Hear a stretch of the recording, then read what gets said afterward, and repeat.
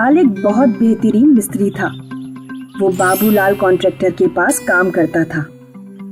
वाह वाह मुंगेरी, तुमने तो इस घर में जान ही डाल दी। बहुत अच्छे। बाबूलाल अक्सर मुंगेरी लाल की तारीफ करता और मुंगेरी लाल खुश हो जाया करता था। मुंगेरी लाल को बाकी मिस्त्रियों से अधिक वेतन मिलता था। भाई मुंगेरी, ये तो गलत है ना। तुम भी हमारी तरह 8 घंटे ही काम करते हो, पर तुम्हें हमेशा ज्यादा वेतन मिलता है। अब इसमें गलत क्या है? मालिक हमें वेतन हमारे काम के अनुसार देते हैं। मेरा काम तुम लोगों से ज्यादा अच्छा है, इसलिए मुझे ज्यादा वेतन मिलता है। ये सुनकर दूसरे मिस्त्रियों का मुंह ही उतर गया, पर मुंगेरी उन्हें जलाकर खुश था। मुंगेरी के हाथों बने हुए मकान देखकर ग्राहक बहुत खुश रहते। बहुत ही बढ़िया मकान बनाया है बाबूलाल भैया, बिल्कुल मेरी पसंद के हिसाब से। शुक्रिया मालकिन, ये सब हमारे मुंगेरी लाल का कमाल है। उस औरत ने मुंगेरी लाल को भी सराहा। मुंगेरी लाल अपने काम से बहुत खुश था, क्योंकि उसे अच्छे पैसे भी मिलते और लोगों की वाहवाही भी। इसीलिए वो जब भी काम करता पूरी मेहनत और लगन से करता। कई सालों तक मुंगेरी ने कई घर बनाए और बाबूलाल ने उसे सराहाया। मुंगेरी, तुम इतने सालों से मेरे साथ काम कर रहे हो और तुम्हारी वजह से मुझे सारे कॉन्ट्रैक्टर से ज्यादा काम मिलता है। इसलिए मैं तुम्हें वादा करता हूँ कि जब तुम बूढ़े होकर रिटायर हो जाओगे, तब मैं तुम्हें एक घर तोहफे में दूंगा। बड़ी कृपा होगी आपकी मालिक। घर तोहफे में मिलने की बात सुन मुंगेरी बहुत खुश था। अब कई वर्षों बाद मुंगेरी लाल बूढ़ा हो चुका था और धीमे धीमे काम करता था। एक दिन मुंगेरी लाल अपनी पत्नी सरिता से बात कर रहा था। अब भी मेरे काम की लोग वाहवाही करते हैं। वो तो मैं जानती हूँ, लेकिन अब थोड़ी अपनी उम्र का भी लिहाज करो। अब बेटे भी कमाते हैं, तो तुम्हें काम करने की क्या जरूरत। तुम सही बोल रही हो। ऊपर से मालिक ने कहा था कि जब मैं बूढ़ा हो जाऊंगा तो वो मुझे एक घर उपहार में देंगे। शायद मेरे रिटायरमेंट का समय आ गया है। बेटे कमाएंगे और मैं बस घर पर आराम करूंगा। हाँ, अब यही बात जाकर अपने मालिक से बोलो। मुंगेरी लाल ये सोचकर ही खुश था कि अब उसे कोई काम करना नहीं पड़ेगा, उसे सिर्फ आराम करना है। मुंगेरी लाल अपने मालिक बाबूलाल के पास गया। मालिक, आपसे कुछ बात करनी है। हाँ हाँ, बोलो ना मुंगेरी। मालिक, अब मैं बूढ़ा हो गया हूँ। अब काम भी बहुत आराम से करता हूँ। घर वाले चाहते हैं कि अब मैं रिटायर हो जाऊं और घर बैठकर आराम करूं। उम्र तो तुम्हारी हो गई है, लेकिन मैं चाहता हूं कि तुम मेरे लिए सिर्फ एक आखिरी घर बनाओ और फिर तुम आराम कर सकते हो। और हाँ, मुझे अपना वादा याद है, मैं तुम्हें एक घर जरूर दूंगा। ठीक है मालिक। अगले दिन बाबूलाल मुंगेरी लाल को उस घर बनाने की जगह ले गया। ये देखो मुंगेरी, ये जमीन है। वो जमीन वाकई में बहुत बड़ी थी। मालिक, ये तो बहुत बड़ी जमीन है। घर भी बड़ा ही बनाना होगा। तुम्हें जैसा लगे वैसा घर बनाओ। मैं जानता हूँ कि तुमसे बेहतर ये घर कोई नहीं बना सकता। ठीक है मालिक, मैं कल से ही काम शुरू करता हूँ। अगले दिन से मुंगेरी लाल ने उस घर को बनाने का काम शुरू कर दिया।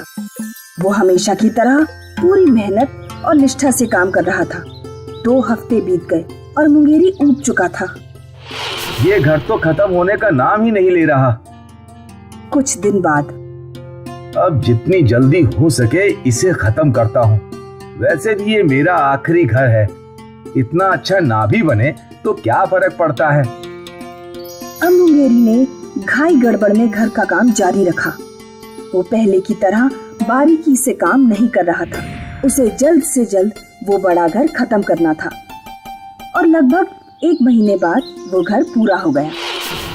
मालिक, लीजिए, पूरा हो गया। अच्छा है। बाबूलाल को पता था कि वो घर इतना अच्छा नहीं बना जितना मुंगेरी हमेशा बनाता था।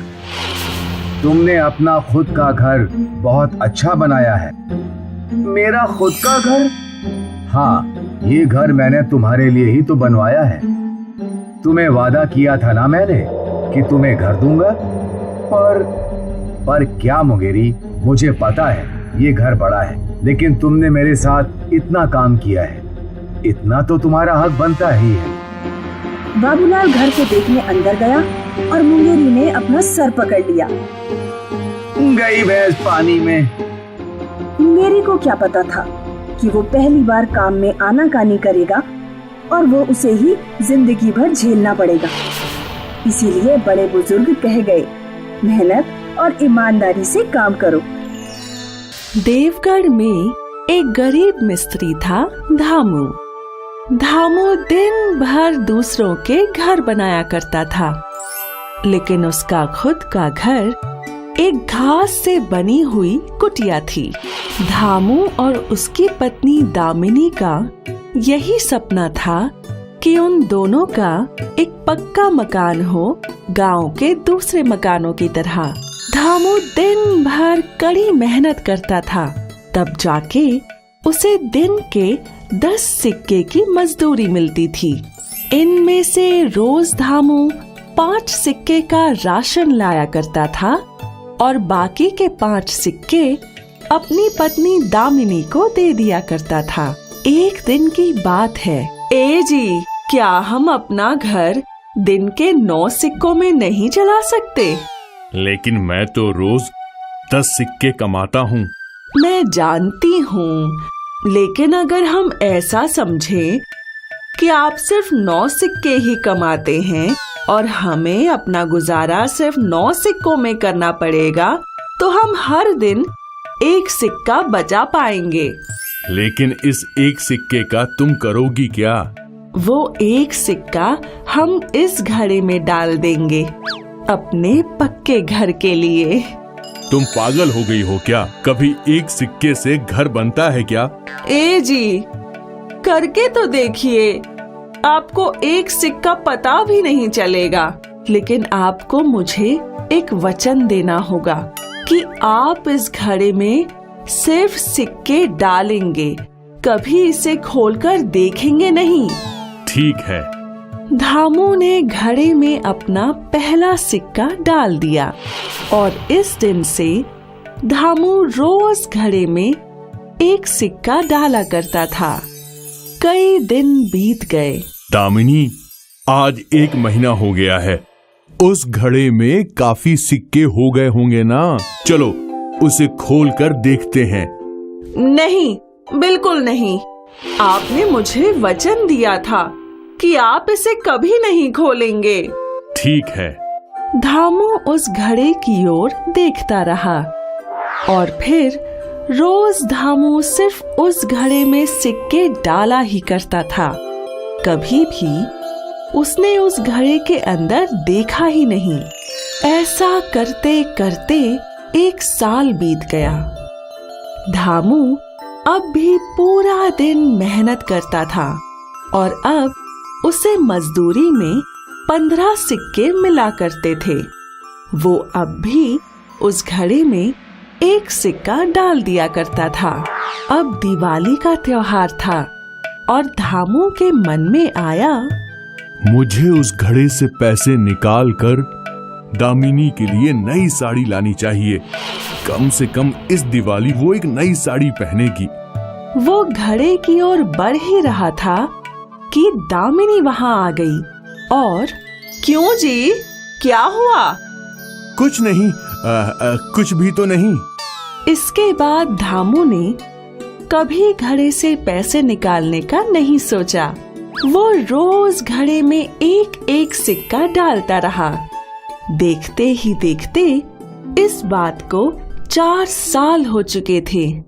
ए जी, हमारे घर को पक्का मकान बनाने के लिए कितने सिक्के लगेंगे?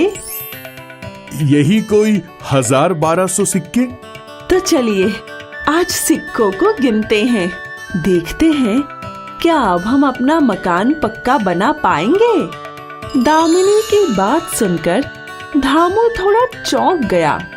दामिनी वो सिक्कों का घड़ा लेकर आई और उसने वो सिक्कों का घड़ा चादर पर खाली कर दिया। चलिए अब इन्हें गिनिए, मैं अकेले नहीं गिन पाऊंगी। इतने सारे सिक्के देख धामू की हवाइयां ही उड़ गई थीं। वो सिक्के गिनने लगा। 1, 2, 3, 4, 5, 6, 20, 21, 101, 102, 220, 221, 940, 941, 1160, 1161, 1455, 1456, 1457, 1458, 1459, 1460। अरे बाप रे! मैं नहीं कहती थी कि एक एक सिक्के से भी हमारा घर पक्का बन सकता है। मैं पहले समझा नहीं था, लेकिन अब मैं सब समझ गया। जमाए हुए सिक्कों में से 1000 सिक्के देकर धामू और दामिनी ने अपना घर पक्का बनवाया और बचे हुए पैसों से उन दोनों ने एक गाय भी खरीद ली, जिससे उनकी दैनिक आमदनी बढ़ गई। अब दोनों का जीवन बहुत ही खुशहाल हो गया था और इस तरह मिस्त्री धामू के पक्के घर का सपना पूरा हुआ। इस कहानी ने हमें ये सिखाया कि बूंद बूंद से ही घड़ा भरता है।